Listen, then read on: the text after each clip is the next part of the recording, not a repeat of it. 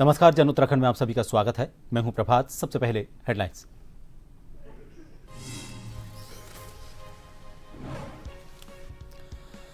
मुख्यमंत्री पुष्कर सिंह धामी का हरिद्वार द्वारा संस्कृत गंगा संगम 2025 अंतर्राष्ट्रीय सम्मेलन में की शिरकत, उच्च स्तरीय आयोग के गठन की घोषणा।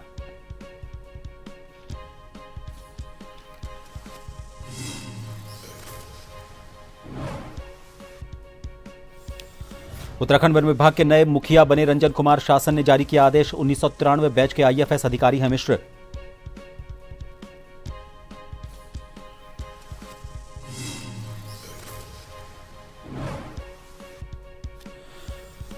पिपल पड़ाव रेंज में वन विभाग की कार्रवाई। कैंटर वाहन से 100 क्विंटल खैर की लकड़ी बरामद। घेराबंदी देखते ही ड्राइवर गाड़ी छोड़ मौके से फरार।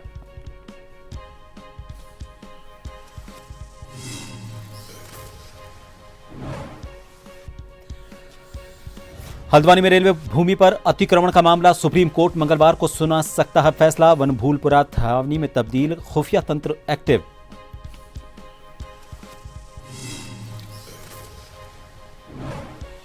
और विकास नगर में सड़क निर्माण में मानकों की अनदेखी। ग्रामीणों ने ठेकेदार पर लगाए लापरवाही के आरोप। विरोध बढ़ने पर अधिकारियों ने रुकवाया काम।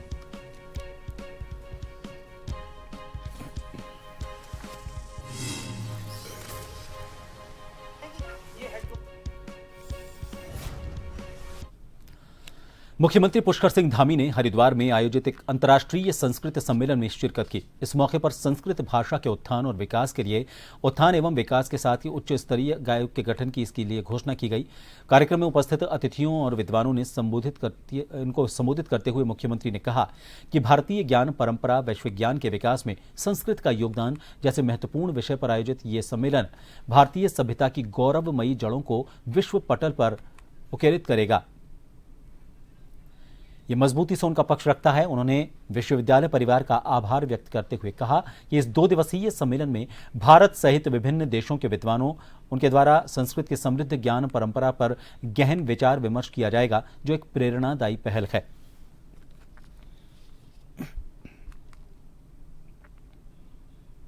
प्रयास यहाँ पर किया गया है, जो संस्कृत भाषा का अंतर्राष्ट्रीय स्तर का सम्मेलन यहाँ पर आयोजित किया गया है। देश दुनिया से अनेक विद्वान यहाँ पर संस्कृत के बारे में चर्चा कर रहे हैं, विचार विमर्श कर रहे हैं। और संस्कृत हमारी देव भाषा है, उसका प्रचार प्रसार हम सबको करना चाहिए। संस्कृत केवल पूजा पाठ तक ही सीमित नहीं रहनी चाहिए, ये जन जन की भाषा बननी चाहिए, आम बोलचाल की भाषा बननी चाहिए। उसको लेकर हमारी सरकार प्रयास कर रही है और हमारी राज्य के अंदर द्वितीय भाषा का दर्जा भी संस्कृत को दिया गया है। हरिद्वार में गुरुकुल कांगड़ी हेलीपैड पर किसानों ने मुख्यमंत्री पुष्कर सिंह धामी का स्वागत किया। किसानों, जनप्रतिनिधियों और स्थानीय अधिकारियों ने फूलों की माला पहनाकर, पुष्प वर्षा कर और गन्ना भेंट कर मुख्यमंत्री का अभिनंदन किया। उपस्थित किसानों ने सम्मान स्वरूप उन्हें किसान पुत्र की उपाधि से सम्मानित भी किया। मुख्यमंत्री ने स्वागत और सम्मान प्रकट किए जाने पर उपस्थित जनप्रतिनिधियों और किसानों का आभार व्यक्त किया। उन्होंने कहा कि सरकार किसानों के हित में समर्पित है और किसानों की आय बढ़ाने और उनकी फसलों का उचित मूल्य सुनिश्चित करने के लिए निरंतर काम कर रही है।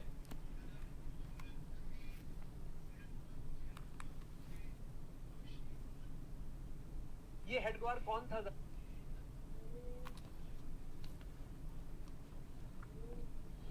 मुख्य सचिव आनंद वर्धन 2 दिवसीय भ्रमण कार्यक्रम में एनएचपीसी हेलीपैड बनबसा पहुंचे। यहां पर कुमाऊं आयुक्त दीपक रावत, जिलाधिकारी मनीष कुमार सहित वरिष्ठ अधिकारियों और जनप्रतिनिधियों ने उनका स्वागत किया। एनएचपीसी सभागार में आयोजित समीक्षा बैठक में मुख्य सचिव ने चंपावत जिले की प्रमुख विकास परियोजनाओं की प्रगति की विस्तृत समीक्षा की। बैठक में मुख्य परियोजनाओं पर विशेष चर्चा की।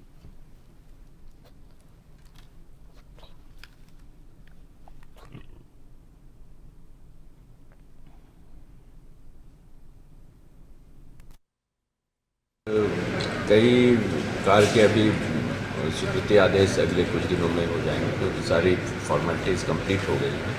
तो हम लोग एक्सपेक्ट कर रहे हैं कि अगले 8-10 दिन में उसके जीओस भी जारी हो जाए। सर, आप चंपावत पहुँचे हैं। देखिए, ये पूरा क्षेत्र जो माननीय मुख्यमंत्री की एक विजन है कि हम पूरा एक रिवर फ्रंट डेवलपमेंट करें, प्लस यहाँ पे हम उस तरह की एक्टिविटीज़ भी करें इको टूरिज्म के, प्लस जो सिटी का ड्रेनेज है वो भी सुव्यवस्थित करें, प्लस जो फ्लडिंग या उस तरह के होती है घटनाएं, उसको भी हम उसकी रोकथाम करें। तो अभी उसी पे काम चल रहा है, सभी विभिन्न एजेंसी, विभिन्न विभाग उस पर काम कर रहे हैं। कालाढूंगी में वार्ड नंबर 1 में कथित अतिक्रमण के मुद्दे को लेकर स्थानीय निवासियों ने नाराजगी जताई है। इसी मामले को लेकर भाजपा प्रदेश प्रवक्ता और विधायक प्रतिनिधि विकास भगत के नेतृत्व में ज्ञापन उप जिलाधिकारी बिपिन चंद्र पंत को सौंपा गया।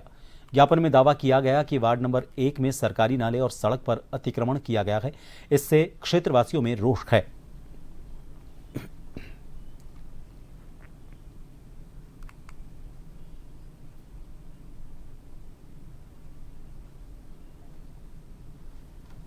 पालिका क्षेत्र के वार्ड नंबर 1 में सरस्वती शिशु मंदिर स्थित है। वहाँ से एक रोड ग्रामीण क्षेत्र को जाती है।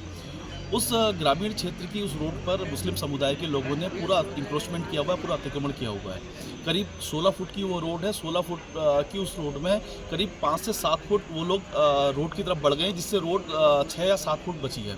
उसके अलावा उसके पीछे एक नाला बहता है जिसमें बरसात के वक्त बहुत पानी आता है। उस नाले पर भी उन्होंने इंक्रोचमेंट कर लिया, अतिक्रमण कर लिया है।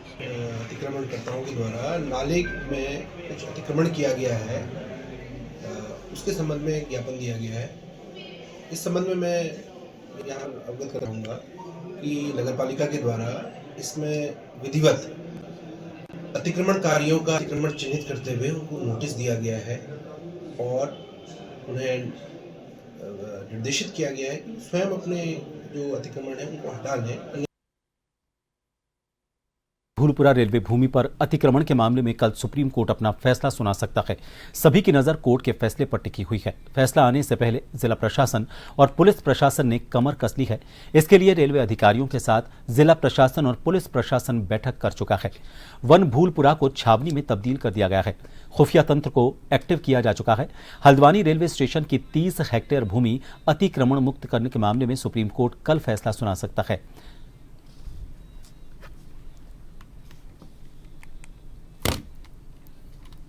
का कल इस मामले में परिणाम आएगा, फाइनल हियरिंग है। उसके बाद माननीय न्यायालय का जो भी आदेश होगा, उसमें जो भी फैसला होगा, उसके मद्देनजर पुलिस और प्रशासन के द्वारा अभी से तैयारियां शुरू कर दी गई हैं। इसमें हम लोग ये चाहते हैं कि उस फैसले को सम्मान के साथ शांतिपूर्वक ढंग से हम लोग इम्प्लीमेंट करें। उसी लिए ये पूरी कवायद की जा रही है। इसमें आज फोर्स की जो है ब्रीफिंग की गई है और इसके बाद एक फ्लैग मार्च भी उस संबंधित इलाकों में किया जाएगा। सुप्रीम कोर्ट में मामला विचाराधीन है। कल फाइनल हियरिंग भी होने वाली है और सभी के साथ कल बैठक भी हुई है, पीस बैठक भी हुई है। सभी के लिए यही था कि माननीय न्यायालय का जो भी निर्देश होंगे, जो भी आदेश होगा, उसका अक्षरशः पालन किया जाएगा। और सभी को हमने वो भूलपुरा के भी जो प्रतिनिधि थे उनको भी बताया है कि जो भी निर्णय होगा सभी को मान्य होगा। रुक करेंगे अगली खबर का। खबर है विकास नगर से। खबर विकास नगर से। यहां पर सड़क निर्माण में मानकों की अनदेखी को लेकर बेलावाला गांव में बवाल मच गया। लोक निर्माण विभाग द्वारा 29 नवंबर को सड़क निर्माण शुरू किया गया था, लेकिन ग्रामीणों और प्रधान प्रतिनिधि रोहित ने काम की गुणवत्ता और मानकों को लेकर गंभीर सवाल खड़े कर दिए। सड़क की स्वीकृति चौड़ाई 3.75 मीटर यानी कि 12 फीट थी, लेकिन मौके पर सड़क सिर्फ 10 फीट बनाई जा रही थी। ग्रामीणों ने इसे ठेकेदार की मनमानी बताया। विरोध बढ़ने पर प्रधान प्रतिनिधि ने जेई की पूर्व स्वीकृति का हवाला देते हुए काम रुकवा दिया और कहा कि जेई ने 12 फीट कहा है, फिर भी कम चौड़ाई चल रही थी, जो मानकों के विपरीत है।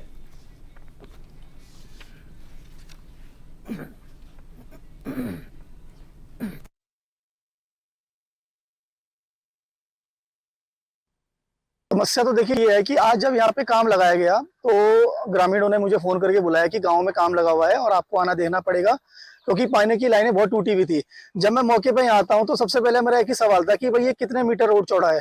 तो मैंने जेई साहब को फोन करा, जिन्होंने मुझे बताया कि 3.75 मीटर रोड है, जिसका 12 फुट लमसम आता है। तो जब मौके पे कार्य कर रहे थे ठेकेदार, तो वो 10 फुट पे काम कर रहे थे। तो उसका हम पूरे गांव वाले मिलकर विरोध किया। ठेकेदार डर के मारे तुरंत उसने 10 की जगह 12 फुट पे काम लगाया। काम लगाने के बाद वो हमसे इतना वो हो गया है कि उसने यहाँ पे जो धरातल पे काम हो रहा है उसकी आप गुणवत्ता देख लीजिए। और आपको खोद के दिखाएं, इस टाइम स्थिति ऐसी खराब हो रखी है कि पूरे गांव में रोड बनना है। अभी शुरुआत यहाँ पे है। आपको पता है कि जब और कोई रोड बंद हो जाते हैं तब इसी रोड से आवाजाही रहती है। खनन वाले, डंपर वाले सब लोग यहाँ आते हैं, बाहर के डंपर यहाँ से निकलते हैं, ट्रैक्टर निकलते हैं, गांव का क्षेत्र है। अब ये रोड ऐसा बना रहे हैं कि ये 6 महीने भी नहीं चलने का। आपको जो बताते हैं 6 महीने भी नहीं चल पाएगा। रोड की स्थिति आप खुद देख रहे हैं। 15-20 साल हो गए इस रोड को बने हुए, और अब जब बन रही है तो वो इससे हमारे जो ग्रामीण क्षेत्र के लोग हैं वो लोग संतुष्ट नहीं है। बहुत पतली लेयर इसके ऊपर चढ़ाई जा रही है और क्या नाम है, रोलर घुमाया जा रहा है। हम चाहते हैं कि हमारा ना किसी जेई से, किसी ठेकेदार से कोई वो नहीं है, मतलब ईर्ष्या द्वेष नहीं है। हमें हमारी खाली एक मांग है, इतनी सारी महिलाएं हैं, हमारी एक मांग है कि इस रोड का जो काम है वो बहुत अच्छे तरीके से हो, अच्छे लेवल पे हो। सर, ये बरसात में बहुत पानी आता है और इस रोड में काफी मेरे 20-25 साल बाद बन रहा है ये रोड, और इस रोड पे मटेरियल बिल्कुल नहीं पड़ रहा है और हम चाहते हैं इस रोड को अच्छी तरह से बनाया जाए। रुक करेंगे अगली खबर का। खबर हल्द्वानी से है। उत्तराखंड के काठ गोदाम रेलवे स्टेशन पर रेंटल बाइक संचालकों की बड़ी लापरवाही और मनमानी सामने आ रही है। जानकारी के मुताबिक कुछ संचालक यात्रियों को प्राइवेट रजिस्ट्रेशन वाली जो स्कूटी हैं और वो जो बाइक हैं किराए पर दे रहे हैं। ये बिल्कुल अवैध है। इतना ही नहीं, बाहर से आने वाले कई यात्रियों के पास लाइसेंस नहीं होने पर भी उनसे ज्यादा पैसे वसूल कर बाइक पकड़वा दी जाती है। ऐसे यात्रियों की जान को जोखिम में डालने जैसा मानते हुए आरटीओ हल्द्वानी ने कार्रवाई के संकेत दिए हैं। आरटीओ विभाग की सख्ती से उम्मीद है कि इस तरह की अवैध गतिविधियों पर रोक लगेगी और यात्रियों की सुरक्षा सुनिश्चित होगी।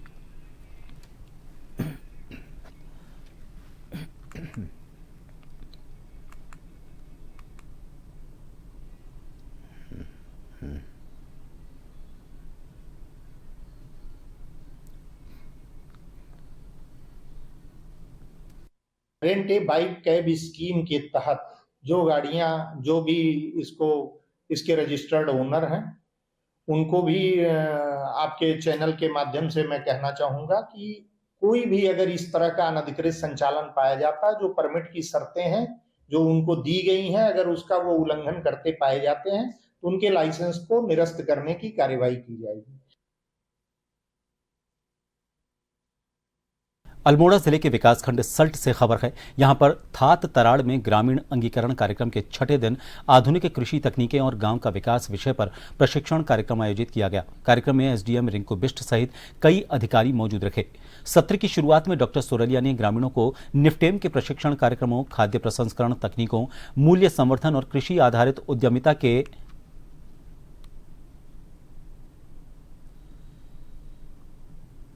कई अवसरों पर विस्तार से जानकारी दी।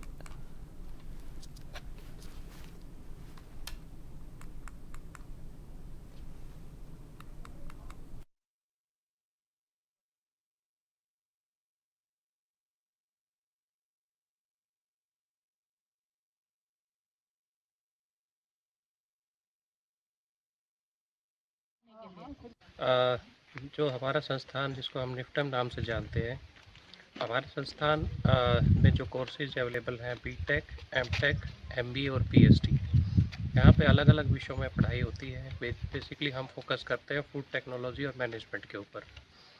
तो हमारा एक कार्यक्रम है ग्रामीण अंगीकरण कार्यक्रम, जिसको हम विलेज एडॉप्शन प्रोग्राम के नाम से जानते हैं, जिसका मुख्य उद्देश्य है गाँव के लोगों के साथ रह के उनकी समस्याओं को समझना और उन समस्याओं के लिए कोई समाधान क्या पॉसिबल हो सकते हैं वो उनको देना।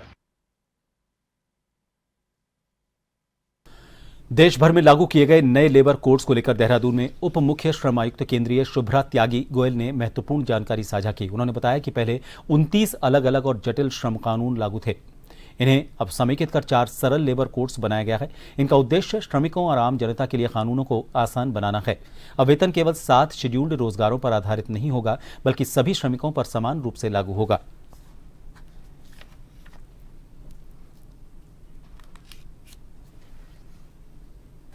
इस बार हमने क्या किया है, उस लिमिट को हटा के, उन 7 शेड्यूल्ड एम्प्लॉयमेंट को हटा के वो हमने सब पे एक जैसा लागू कर दिया है।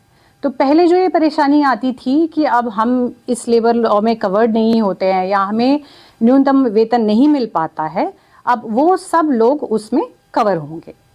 दूसरा मेन जो हमने इसमें इंट्रोड्यूस किया है वो ये है कि एक नेशनल फ्लोर वेज का सिस्टम हम लोग लेके आए हैं, जो कि फिक्स किया जाएगा केंद्र सरकार द्वारा, और स्टेट्स में जो मिनिमम वेजेस हैं उसको नेशनल फ्लोर वेज से कम नहीं दे सकता कोई। विभाग को बड़ी सफलता मिली है। यहां पर मुखबिर की सूचना पर टीम ने सफेद कैंटर का पीछा कर नेशनल हाईवे दोराहा पर उसे पकड़ा। जांच में करीब 100 क्विंटल खैर की लकड़ी मिली। घेराबंदी देखते ही ड्राइवर गाड़ी छोड़कर फरार हो गया। गाड़ी नंबर से पता लगा कि कैंटर सहारनपुर का है। वन क्षेत्र अधिकारी पीसी जोशी ने कहा कि लकड़ी तस्करी किसी भी कीमत पर बर्दाश्त नहीं की जाएगी और लगातार चेकिंग जारी रहेगी। 2 दिन में यह वन विभाग की दूसरी बड़ी सफलता है।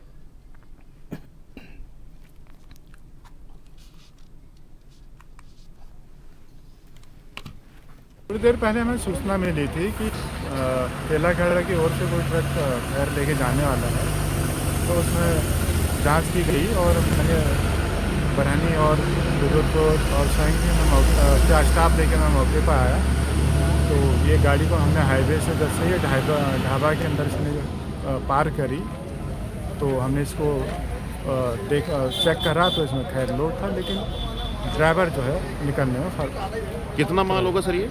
अभी इसकी जांच पड़ताल कर रहे हैं। लगभग इसमें संभवतः 100 कुंटल के आसपास तो इसमें माल देखने से प्रतीत हो रहा है। रामनगर में करणी सेना युवा शक्ति के दर्जनों कार्यकर्ताओं ने कॉर्बेट पार्क के निदेशक को ज्ञापन सौंपा। इस दौरान प्रदेश अध्यक्ष सूरज चौधरी ने कहा कि कॉर्बेट में जिप्सी संचालन के काम में मूल निवास और स्थायी निवास प्रमाण पत्र की व्यवस्था को लागू किया जाए। उन्होंने कहा कि आज रामनगर में कॉर्बेट पार्क होने के बाद भी यहां के लोग बेरोजगार होने के चलते बाहरी राज्यों में रोजगार करने के लिए मजबूर हैं।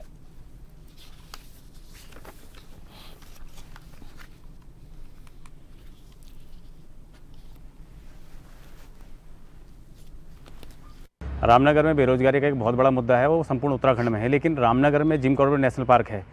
इसी को देखते हुए आज डायरेक्टर महोदय जी को एक ज्ञापन प्रेषित किया, जिसमें हमने मांग की है कि जो भी कॉर्बेट में जिप्सी चालक हैं उनका स्थायी निवास प्रमाण तो मूल निवास प्रमाण पत्र अनिवार्य रूप से लगना चाहिए। और जो यहाँ जिम कॉर्बेट नेशनल पार्क में जो अपने मुरादाबाद, लखनऊ, बरेली, बिजनौर, धामपुर इस ओर से जो लोग यहाँ पर काम करने आ रहे हैं, उससे कहीं ना कहीं यहाँ के युवाओं का जो रोज़गार है वो छीना जा रहा है। तो हमने ज्ञापन के माध्यम से मांग की है कि मूल निवास प्रमाण पत्र और स्थायी निवास प्रमाण पत्र इसमें लगना चाहिए। और भी इसके अलावा हमने मांग की है, जैसे जिप्सी में जो म्यूजिक सिस्टम वो नहीं होना चाहिए, धूम्रपान निषेध होना चाहिए। और उसके अलावा सबसे बड़ी बात ये भी जानकारी में आती है कि करके जो राइड है, जो जंगल सफारी जाती है, उसका समय सीमा 3 से साढ़े 3 घंटे का है, वो 1.5 घंटे में ही पूरी करके ले आती है। ये सारी हमने मांग की है कि कॉर्बेट नेशनल पार्क में जो भी गेस्ट आता है वो उसकी ओर से किसी प्रकार से कोई भी शिकायत नहीं होनी चाहिए। और दूसरा, रोजगार जो महत्वपूर्ण है रामनगर क्षेत्र के युवाओं के लिए, जो रामनगर का युवा क्योंकि कॉर्बेट में इतना रोजगार है, उसके बावजूद बाहर जाकर के काम कर रहे हैं, ऐसी मांग की। देखिए, एक अभी प्रतिनिधिमंडल आया था, उनके द्वारा जो पर्यटन जो चल रहा है उसके बारे में कुछ सुझाव दिए गए हैं, जिसमें से जो जिप्सी व्यवसाय है वो मूल निवासी वाला प्रमाण पत्र होना चाहिए। उसके बाद जो क्षेत्र हैं या जब अंदर जाते हैं तो उसमें गुटखा या कोई भी ऐसे तम्बाकू नहीं खाने वाला होना चाहिए। और प्रॉपर टाइम जो जिप्सी का होता है उसमें लोग घुमाएं, इस बारे में उन्होंने मांग की है। इसमें से कुछ चीज़ें तो हम ऑलरेडी कर रहे हैं, जैसे कि हमारा गुटखा और ये सब पहले से ही बैन है, पर बाकी भी जो उनके जो सुझाव हैं उन पर हम पॉजिटिवली और सकारात्मक रूप से सोचेंगे। पोखनी गांव में एक बार फिर से भालू का आतंक चरम पर है। यहां भालू ने आज सुबह गौशाला में कई मवेशियों को घायल कर दिया और गौशाला को पूरी तरह से क्षतिग्रस्त कर दिया। इससे ग्रामीणों में डर का माहौल बना हुआ है।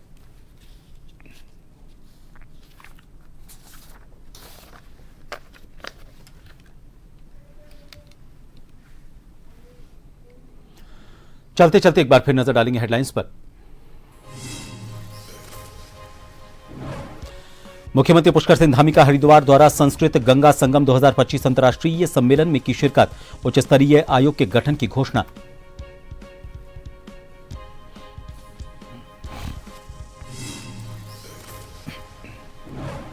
उत्तराखंड वन विभाग के नए मुखिया बने रंजन कुमार। शासन ने जारी किया आदेश। 1993 बैच के आईएफएस अधिकारी हैं मिश्र।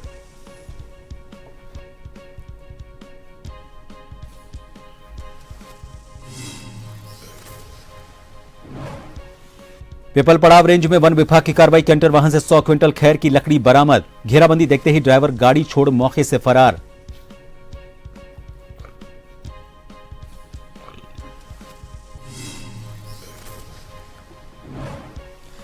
हल्द्वानी में रेलवे भूमि पर अतिक्रमण मामला सुप्रीम कोर्ट मंगलवार को सुना सकता है फैसला। वन भूलपुरा छावनी में तब्दील, खुफिया तंत्र एक्टिव।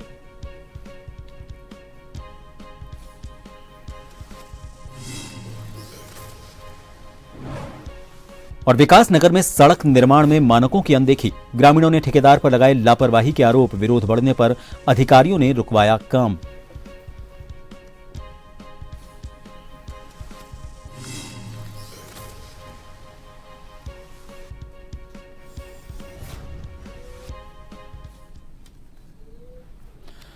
और फिलहाल के लिए इस बुलेटिन में इतना ही। नमस्कार।